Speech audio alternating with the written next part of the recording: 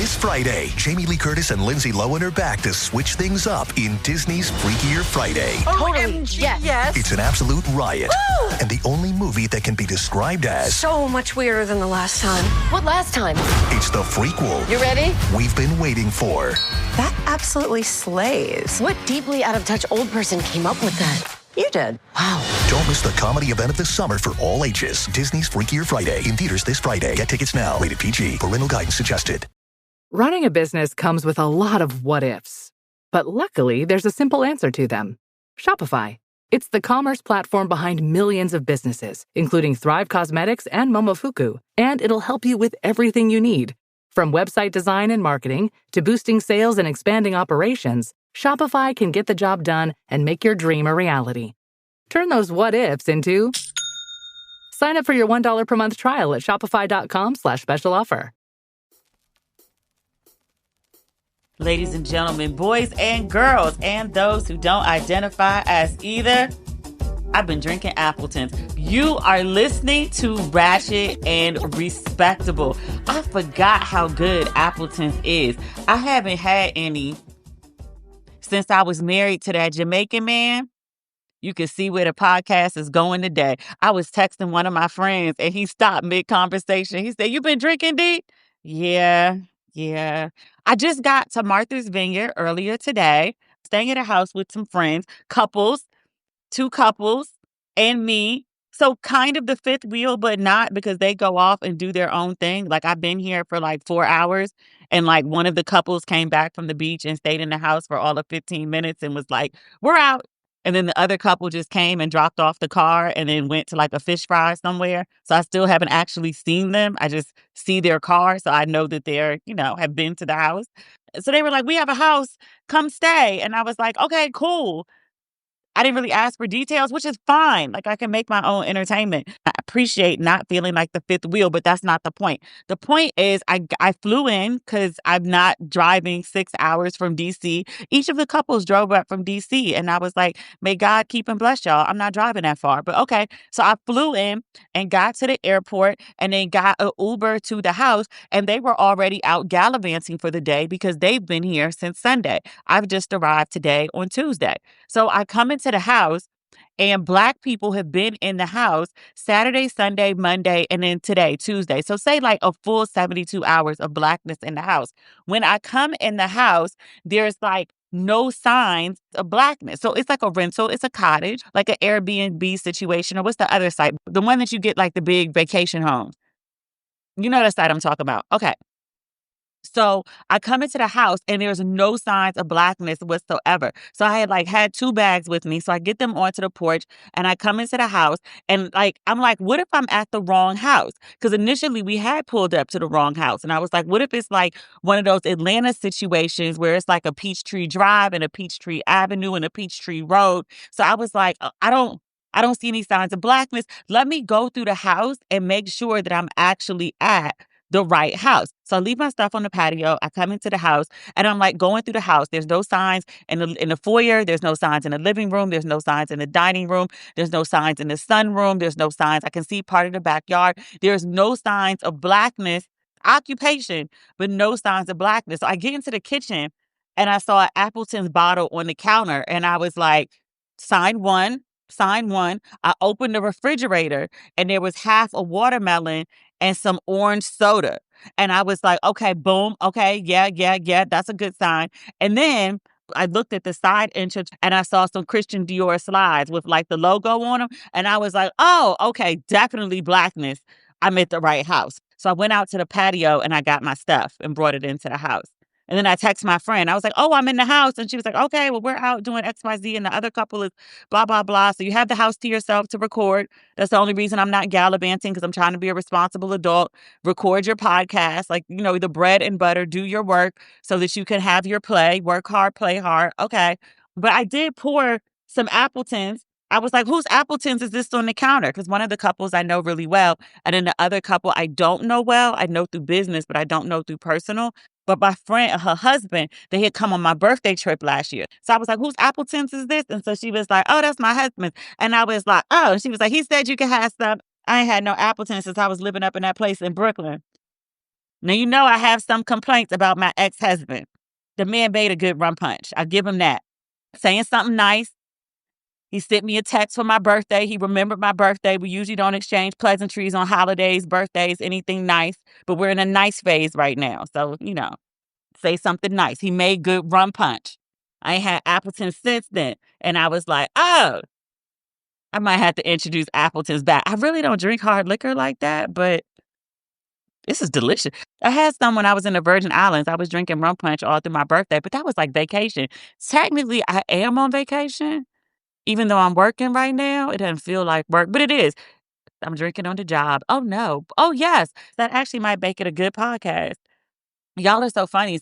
Half of y'all write into me and be like, the interviews, stop. We do not listen to hear you talk to other people. This woman wrote me a really nice email, and she was like, hey, so like, I see the podcast is going in a new direction, like with the interviews. And I'm like, actually, it's not a new direction. Like, this is how we started. And that's how, like, we built this whole thing up to where it is. But okay, so not new, but okay, let me hear you out. What are you saying? She was like, I listened to the podcast because I feel like, I'm calling a friend and then she's telling me about what's going on. And she was like, I feel like when you interview people, it's like, I agreed to meet you for lunch and then you showed up with your friend and then you and your friend are talking the whole time and leaving me out. And I was like, is that what it feels like? And then the other half of y'all are sending me like, kind of like harassing me at this point about trying to get Tracy Ellis Ross on the show because she has the show about solo travel, which I have not watched, but everyone is raving about. I just heard she had an episode about Marrakesh, and See Some World is going to Marrakesh in February and October of 2026. So people are like, oh my God, I'm so excited about Marrakesh. And I was like, thanks for the alley-oop, Tracy. I need to watch her show. I just haven't had the downtime to. It's a lot going on in my life. Between the renovations and the podcast and like these 6 See Some World trips. And people are like, oh my God, we need itineraries. Do you? You don't trust me by now? There are camels involved. Everything's going to be great. And like a whole bunch of shopping for like home decor. Like what more do you really need? There are palm trees and rooftops and falafels, like, and henna and hammams. Like there's so much. Everything that I ever posted that I did when I was in Marrakesh, like that's what the trip is. We're literally doing my itinerary. Oh, and there's only 14 people on each trip because Marrakesh is really hard to navigate with big groups. I'm not going to put up a full itinerary because people keep trying to like jack my shit. But yeah, okay, like I'll give you like details about what we're doing if you haven't followed the previous Cape Town and Ghana trips. Like if you want like, just some more details about what's going on. But like the short version, we do epic shit. The prices will be listed at purchase. It's less than $10,000. I'll tell you that. Does that help? Maybe not. Okay. What do we have to talk about this week? We talked about Shannon Sharpe last week. He had just been let go from ESPN. He settled the lawsuit. Remember the 19-year-old? I guess she's like 21, 22 now. She was 19 when he first started dealing with her. But she had filed a lawsuit against him, accusing him of sexual assault, violent sexual assault at that. Like people have kind of made a lot of jokes about, him being an old man and him not having sexual discipline or any discretion or good judgment.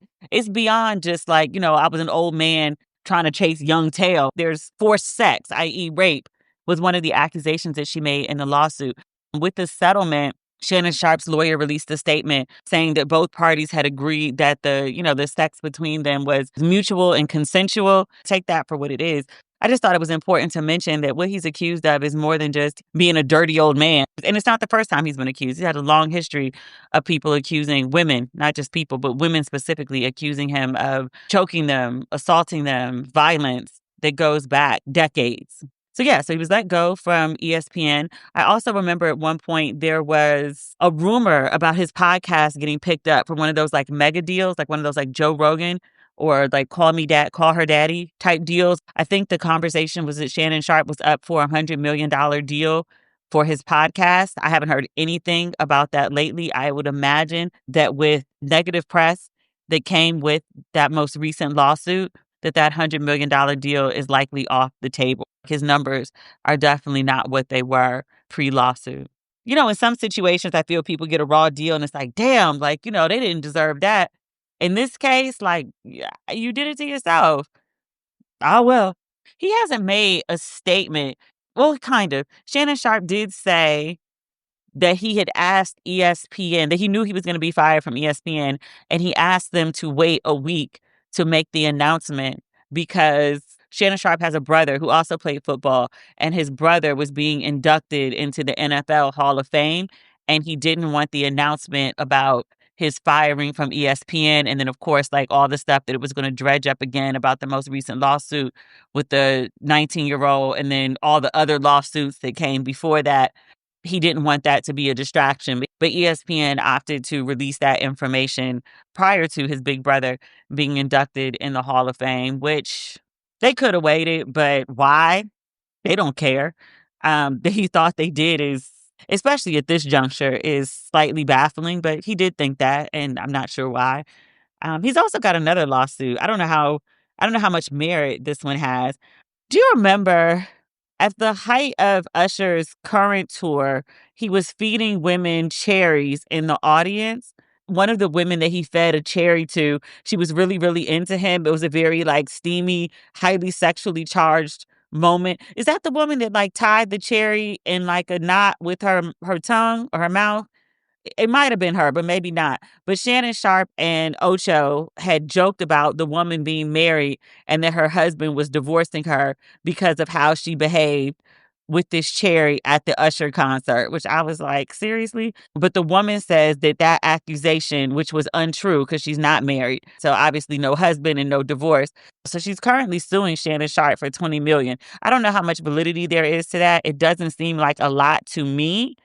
I do believe she had a lawyer send them a cease and desist, or she had a lawyer send them a document saying that, what they're alleging was not true, and they didn't clean it up on a follow-up episode to say that it was inaccurate, that they said that this woman was this, this, and this, which is the right thing to do. I've not received a cease and desist for anything that I've said on this podcast, but I have said things that are inaccurate, not knowing that they were inaccurate, of course, but I have said things in one episode that I've had to clean up in another. It happens, but when you fuck up, you got to clean up, and if you don't, you can end up with a lawsuit. I don't know how much merit it has, but on the heels of a $50 million lawsuit and losing your job, and again, I haven't heard anything about that $100 million deal that Shannon Sharpe was up for his podcast. Like, it seems like he's just, not in a good place. Like he's getting a lot of blows, some worthy, some not, but it's a headache nevertheless. I wish him nothing, to be quite honest with you. Certainly don't wish him the best, but I don't wish him the worst either. I just, deal with your shit. It's messy. Your life is messy right now. He clearly has some cleaning up to do. In good Black news this week, we have several marriages to celebrate. Monica, cousin Monica, singer Monica. What is singer Monica's last name? I just know her as Monica. I just realized that. She's like a one-name person.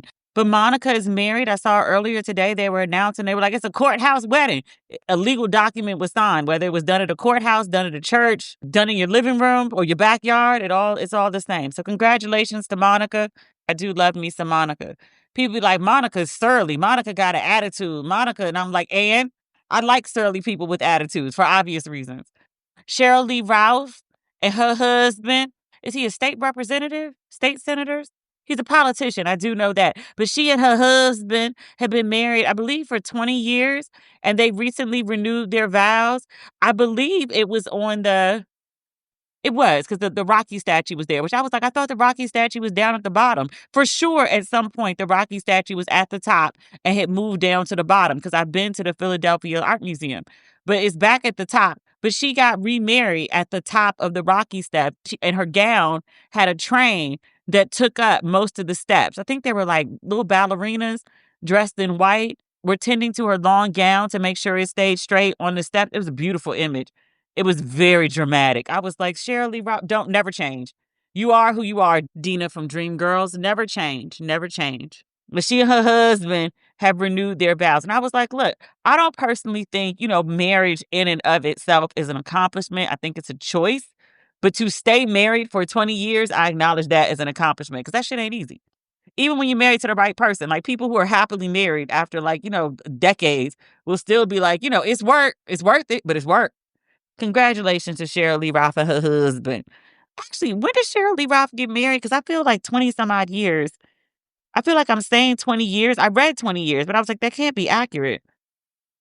I'm looking it up now. Cheryl Lee Ralph vow renewal. Oh, it does say 20 years. I just thought it had been longer than that. Oh, it wasn't the train for the gown. It said shawl. It's coming from the shoulders as opposed to coming from like the bottom of the dress. Whatever. Whatever that was. The fabric was 80 feet. That's releasing a lot of fabric. And husband Vincent Hughes. Let's give husband a name.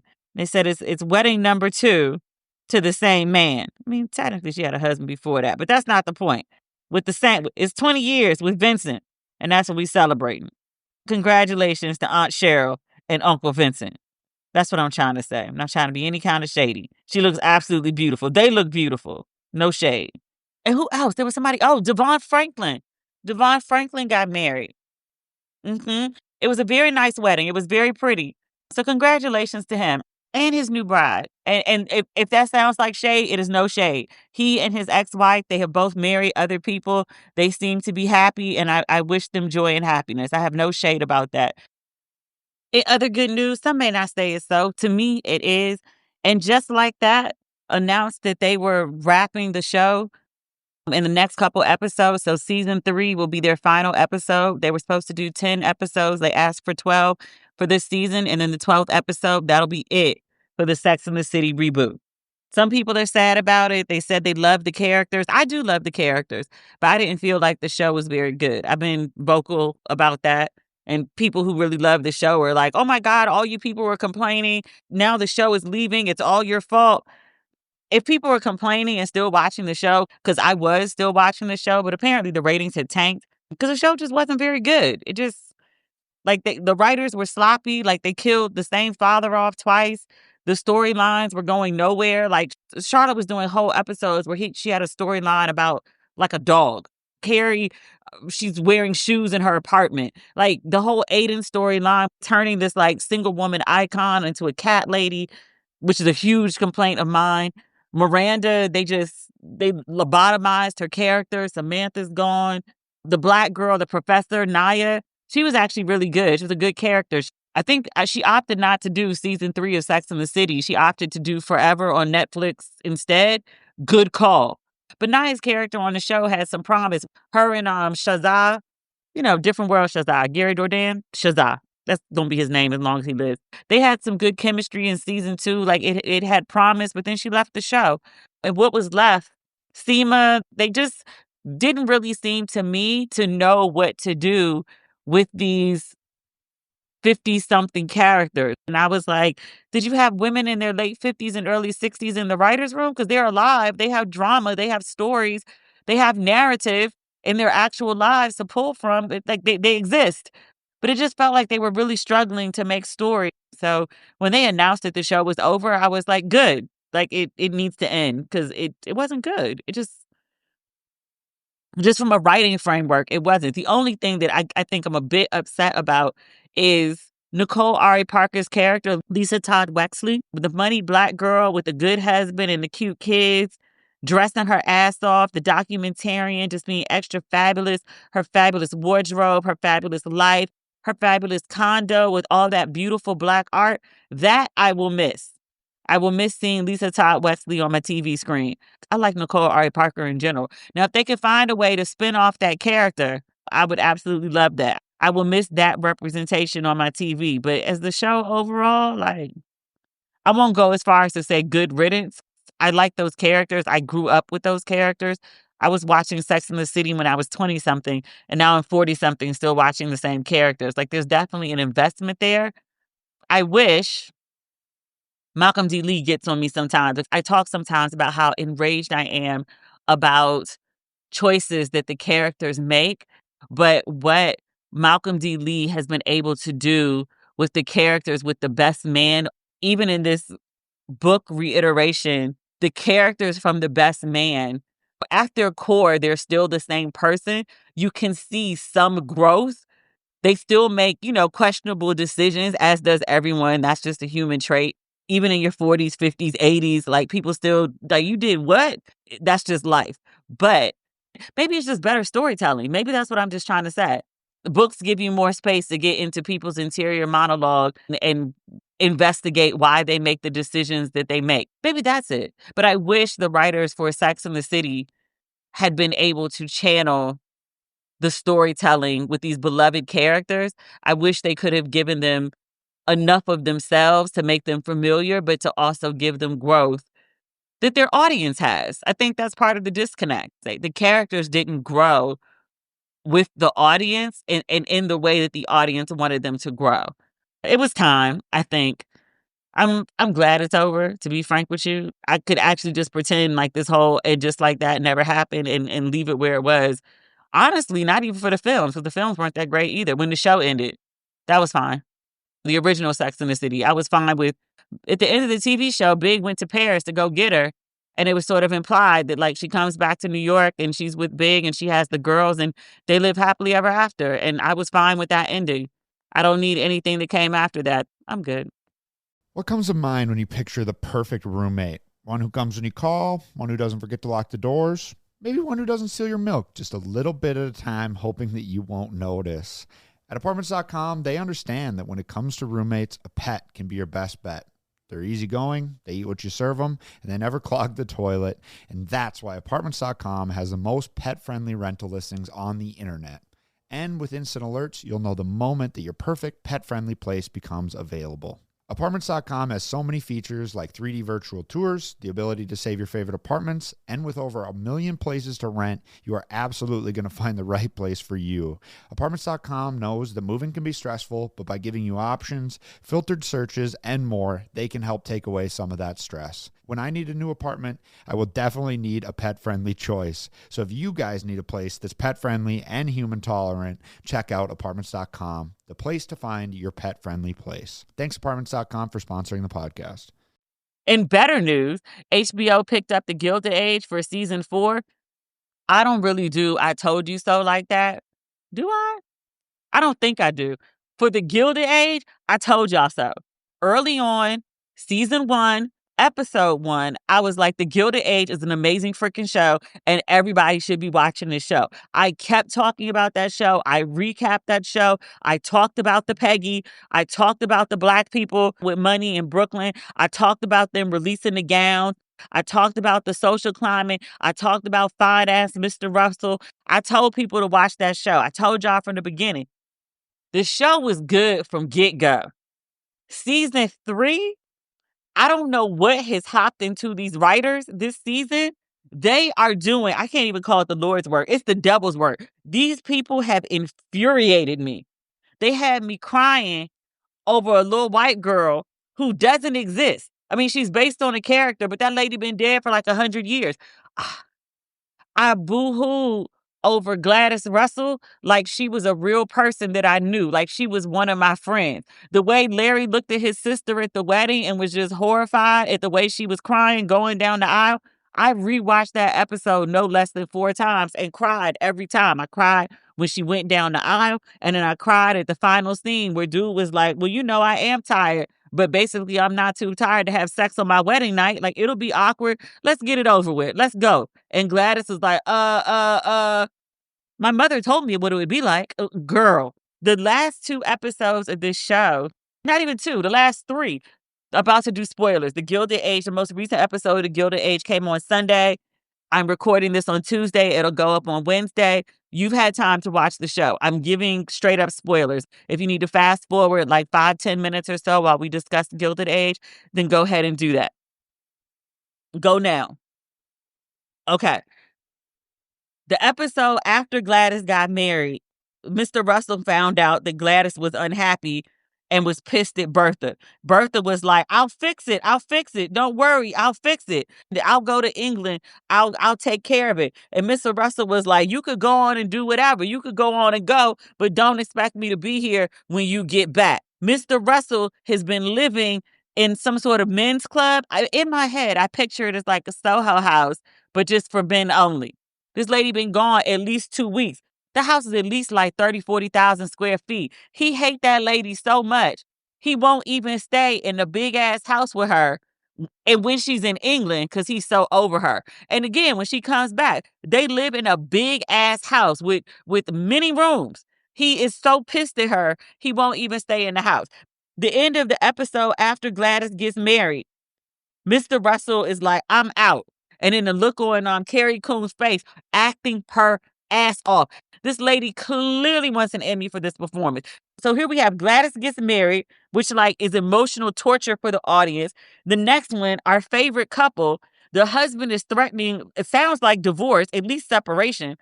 The episode after that, the final scene, a man gets run over by a damn horse. And then the episode after that, the final scene, we thought Daddy Russell was about to lose his monies. He done paid for Gladys's dowry. He's trying to expand this railroad to the other side of the country. He got to buy up a bunch of land. He got to, the money is tight. Plus, there's issues going on with the banks. Like, it's just a big mess. We concerned about Daddy Russell losing his money. Baby Russell, Larry, goes and finds some copper. Everything is good again. So it's like, woo, okay. So that's one issue off the table. At least he got his money right. Maybe he could have a real conversation with Bertha. They could work things out. Bertha is very social climbing. She's very ambitious. But like, after she went to take care of Gladys in England, I still think her primary reason for marrying Gladys off was for Bertha's own ego and her social supremacy. But I also do genuinely believe that she cares about Gladys and she alley-ooped her to have like a big position in the world. She had good mother instincts and she helped Gladys get her house in order when she went to England. And then she told Gladys that she was so proud of her. She was crying when she was like pulling off in the carriage. I still think Mother Russell has some good in her that can be salvaged. I think with Daddy Russell, his wife done pissed him off. Now he's also stressed about money, but the money issue's off the table. So now he could go back to Mrs. Russell and maybe they could, find a happy medium so they don't have to divorce. I do not want them to divorce. They done shot Mr. Russell. The final second of the last episode is a gun being fired. And in the previews for next week, Mr. Russell has indeed been shot. It's not like somebody shot at him and somebody jumped in the way. Like, no, our man, Daddy Russell, Railroad Daddy, Copper Daddy, has been shot. Took me clean out. I ain't yelled at a TV screen like this. Remember that show with Idris Elba when he was on the plane, Hijack? He was on a plane for like the entire 8 episodes of this TV season. No, that's not true. Paradise had me stressed. Episode 7 of Paradise had me stressed like this, but every episode of Paradise did not have me stressed like this. But oh my God. And then, because this most recent episode is like the second to last episode, our Peggy has been dating Dr. Kirkland. We like Dr. Kirkland a lot. We do not like Dr. Kirkland's mama, Claire Huxtable. Evil Claire Huxtable. His mother is a piece of work, as old people like to say. His mother found out about Peggy's past, that she was once married and then she had a child that was given up for adoption that died. They don't know the full backstory that Peggy married a man that used to work for her father and then her father had the wedding annulled and then stole the baby and told Peggy the baby was dead, but he gave the baby to another couple to raise. He didn't want Peggy to ruin her life marrying somebody with a lower station in her. He has similar ambitions for Peggy's life, Peggy's marriage specifically, the same way that Mother Russell has for Gladys. A little messy lady, Kizzy from Roots, Kizzy, go tell evil Claire Huxtable Peggy backstory. She's in, I don't know, was she in Philadelphia? I don't know where she was, but expeditiously, she got herself to New York and was gleefully telling her son that, there's this backstory. Here's this tea about this woman you're madly in love with, and she's not who you think she is. Dr. Kirkland was like, I'm going to Peggy right away, right now. He happens to be, I believe, if I am correct, because I think Daddy Russell was at the house when he got shot. If Daddy Russell was at the house when he got shot, and Dr. Kirkland has gone across the street to get answers from Peggy about her backstory, that means there is a well-incompetent doctor across the street from Mr. Russell right when he's been shot. He could get across the street to aid Mr. Russell within 30 seconds. I cannot lose Zaddy Russell. I cannot lose that man. That man is fine. This show is stressing me out. I believe from the previews that Daddy Russell lives because it seems like a ball has been thrown. Mrs. Astor was supposed to throw a ball, but her daughter has some scandal. It looks like her daughter is about to divorce. And then a book was written by Mr. McAllister, who is Mrs. Astor's bestie, telling all the tea from society. And so it's just not a good time for Mrs. Astor. So she asked Mrs. Russell to throw the big ball instead. I believe at her house in Newport. She's already thrown a ball for Gladys is coming out in her ballroom in Manhattan. So I'm thinking if Mother Russell is throwing a ball, then Mr. Russell has to be living. If he died, she wouldn't throw a ball, would she? I mean, it is Mrs. Russell, but I don't think she would throw a ball if her husband died. I don't know, though. This show is so goddamn stressful. The Mr. McAllister storyline, people keep saying that it's based on Truman Capote and the Swans. You know, the Mr. McAllister storyline actually happened in real life. The character Ward McAllister was a real character. Like, that's not a fictitious name. He was a real character during the Gilded Age, and he actually was a friend to Mrs. Astor, and he actually kind of is the architect of quote and unquote society.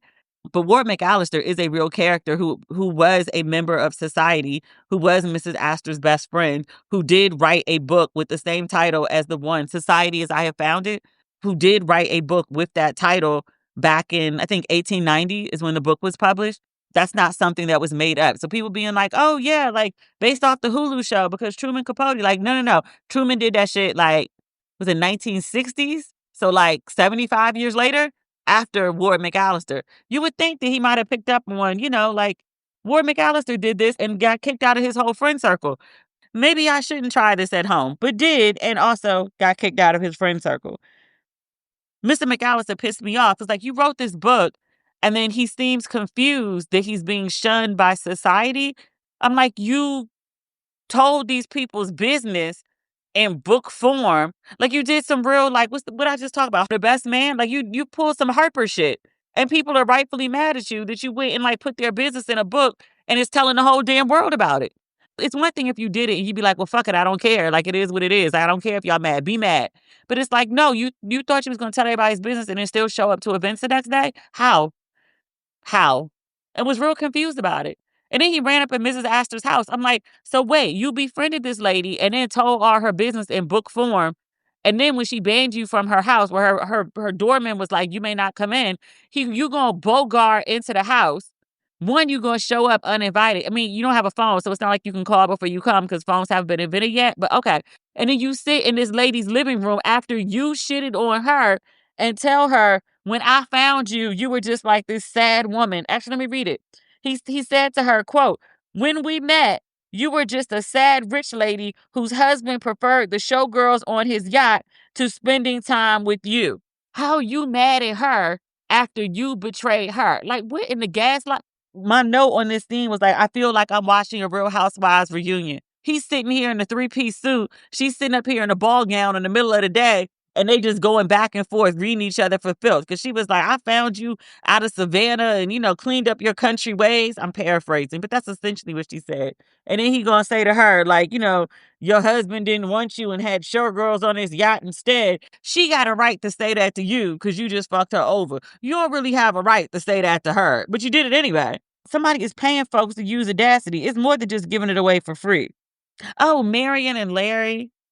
I talked about this a little bit last time. People have really been going in on Marion. I call her Blondie. But Blondie and Larry Russell, baby Russell, Mr. Russell's son, got engaged. And on the day of his engagement, he told Marion, I have to leave tomorrow for 30 days. And I also can't spend time with you tonight because I have to go to a friend's party. It's something that's been on my schedule before this and I can't cancel. He says he's going to Delmonico's. He would invite her, but women aren't invited, but there won't be women in the space. She was like, well, okay. She's understanding. She's like, well, do what you got to do since, you already have plans. She finds out later that he lied to her at the very least and that he was at a whorehouse. She believes that he had sex while he was at the house of ill repute. He didn't. Did he lie to her about his whereabouts? Yes. Did he choose to go to a whorehouse on the day of his engagement? He chose to go to a whorehouse instead of spending time with the woman that he just proposed to. I find that problematic. At the very least, he lied to her. Marion knows for sure that he lied to her. She breaks up with him by delivering a letter for him to read when he gets back. He gets back, he gets the letter, he goes ballistic. And he was like, What has happened that she would not want to marry me? Everything was fine. He blames his mother initially. He's so confused. He pops up at Marion's job like he's goddamn Offset. And then she explains to him. And so he was like, yeah, okay, I did this thing. Like I told you I was going here, but I went there. But like I didn't do anything. So it should be fine. And she was like, no, you lied to me. And he was like, well, yeah, if I told you I was going to do X, then you would have been pissed. And so she was like, okay, yeah, why would I want to marry somebody who doesn't take any issue with lying to me? I find Marion's argument completely acceptable. I find her sending a letter saying, I don't want to marry you anymore, completely acceptable. People online are going in on her. And they were like, okay, so like he lied to you about where he went. So like, was you just not going to marry him because of that? You don't find that entirely reasonable? Like he lied to her. And so, like, if she accepts it, like, okay, it's fine to lie to me, they're at the good part. They haven't even actually gotten married. She's not locked in yet. And he's already on some bullshit. Is she supposed to sign up for a lifetime of this? Because if she shows him that she's okay with being lied to, then he's just going to keep lying to her. He don't feel no ways about it. He was like, okay, yeah, I lied, but, like, I didn't have sex with anybody, so, like, it should be fine. And she was like, no, you lied to me. People online are very much like, okay, he lied to her, but like they can have a conversation about that. Like she's being really immature, breaking off the engagement just because he lied to her. He lied to her about going to a whorehouse on the day that they got engaged. I don't understand how that's not a bigger deal to people. And I was like, maybe because truth is like a big thing to me. Like, don't lie to me. This is a reasonable thing. And then people were like, well, it's like the 1800s and he has all this money. Like he's a Vanderbilt because that's who the family is based off of. Like he's a Vanderbilt. And like she has nothing. Like she's a cute girl, but she has no money of her own. She's relying on other people's kindness in order to live her life. Shouldn't she be grateful? And I was like, look. Like I feel you on his amount of wealth. But Marion over and over and over again has proven that the money is not a big thing to her. With her and Mr. Ray, she was like, we don't even have to be in New York. I don't give a shit about the society thing. Marion is working because she's likes to work. She wants to be purposeful. She doesn't really give two shits about the society thing at all.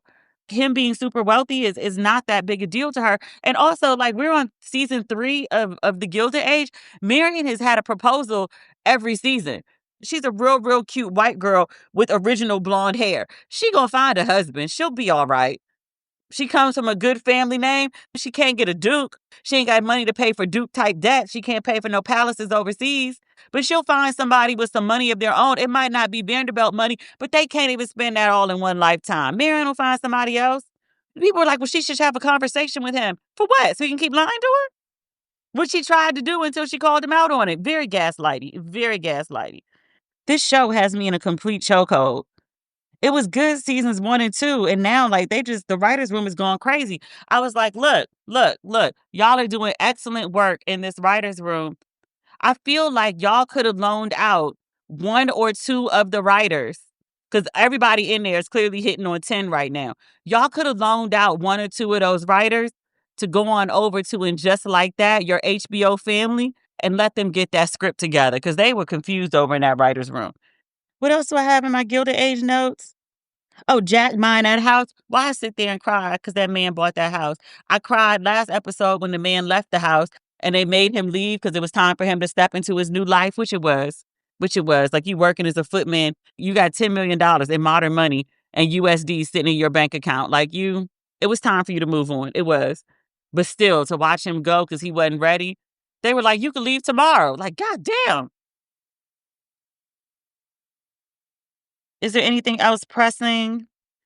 I got to finish up recording before these people get back to the house.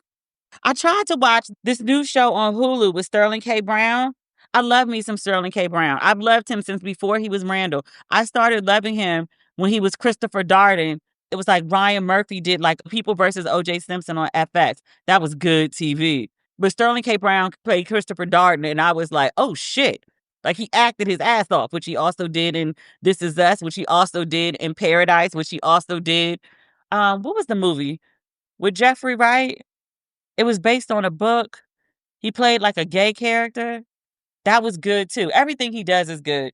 I've been trying to get into this Washington Black. I follow Sterling K. Brown online. I saw him talking about it. It's, let's go to the Hulu Press. It says Washington Black is based on the best-selling novel of the same name. It follows the 19th century odyssey of George Washington Black, who goes by Wash. He's an 11-year-old boy born on a Barbados sugar plantation whose scientific mind sets him on a path of unexpected destiny. When a harrowing incident forces Wash to flee the plantation, he is thrust into a globe-spanning adventure that challenges and reshapes his understanding of family, freedom, and love. As he navigates uncharted lands and impossible odds, Wash finds the courage to imagine a future beyond the confines of society. Little black boy going on an adventure should be something that's right up my alley. I've tried to watch this show 2 separate times. I just cannot get into it. And I put it on at night before I'm going to bed, and it puts me to sleep, but also allows the show to get its stream so it gets support. But I'll try again. I'll give it a third whirl and see what it can do. But you know what? In fairness, it took me a couple tries to get into Snowfall. Maybe I just need to find like the right time and to be in the right mindset to watch it. But I've tried. It's not hitting for me. Everything won't. But like, I support Black people. I support Black art. I still stream it. I can't get into it. I have on here Tracy Ellis Ross, her show on Solo. We talked about that. I'm working on it. I'll see what I can do. Okay. And then I had Sydney Sweeney in Good Genes. I didn't see the ad until I heard about the controversy about the ad. I didn't know who Sydney Sweeney was. I was like, she looks vaguely familiar, but where do I know her from? Apparently, she's in Euphoria. I've never seen an episode.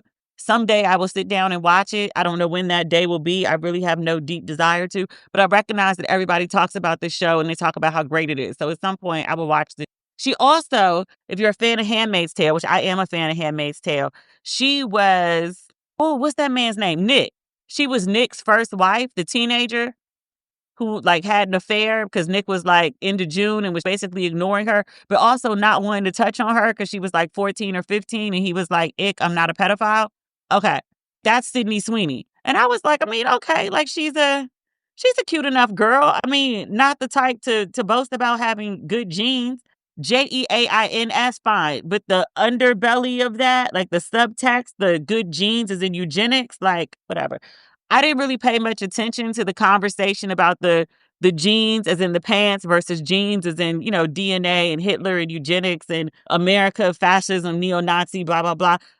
I recognize that, there's a whole connection and that American Eagle, that's who the ad was for, recognizing the political state of the country and poking the bear for controversy. Ads are known to do. Do I like it? No. Do I think it's racist? Do I think that there's a bit of reach with the gene thing? Actually, no. Like, I do think they're fucking with us, even though they released a statement and they were like, no, like when we said genes, we just meant genes. That's actually was the giveaway for me that they didn't actually mean genes and the way they defended it. But then they were like, Sydney Sweeney, we hired her for the ad and she was all in and she was like, I have ideas and like, let's go full throttle. And I was like, yeah, that shit was intentional. And then somebody looked up and found out that she was like, MAGA Republican. Trump chimed in on the ad talking about Sydney Sweeney's good looks, how the American Eagle had the hottest whatever, and then their stock went up. If the fastest racist white supremacist supports it, then it's probably fastest racist and white supremacist. Like, I didn't put much into the people who were like, they're talking about eugenics. Like, I was like, you could be right. You might be right. You're likely right. But I just don't have the brain power to invest in it until Trump co-signed it. And I was like, okay, yeah, them people is on to something. I don't think it's coincidental that Levi's has released a line of jeans, curvy jeans at that, and a new ad rollout, a whole new campaign featuring Beyoncé. The Beyoncé ad and the rollout for Beyoncé jeans were already in place. I think they probably moved the date up.